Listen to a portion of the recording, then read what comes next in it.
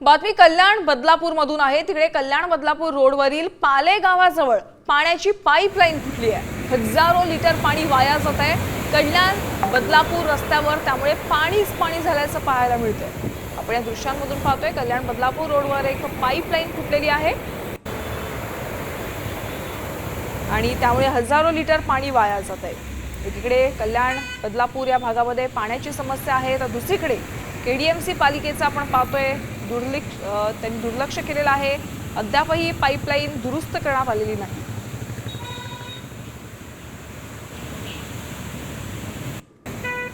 कल्याण बदलापूर रोडवर पाले गावाजवळ पाण्याची पाईपलाईन फुटलेली आहे, त्यामुळे रस्त्यावर पाणीच पाणी झाल्याचं पाहायला मिळतंय। पाईपलाईन अद्याप दुरुस्त करण्यात आलेली आहे की नाही या संदर्भात कोणतीही माहिती समोर आलेली नाहीये। मात्र या भागात पाण्याची टंचाई असते आणि अशा भागांमध्ये अचानक ही पाईपलाईन फुटलेली आहे, त्यामुळे हजारो लिटर पाणी वाया जाताना दिसतंय।